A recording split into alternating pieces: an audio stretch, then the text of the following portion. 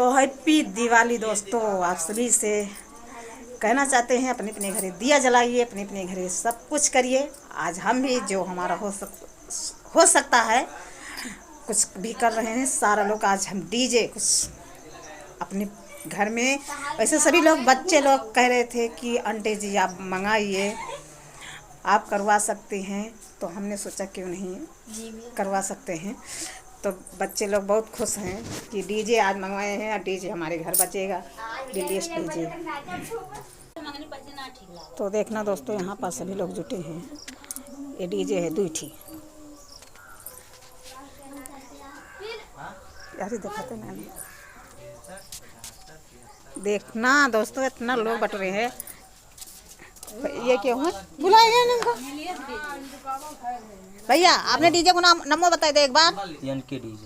अरे दिहाड़ी मुँह कर बताओ ना।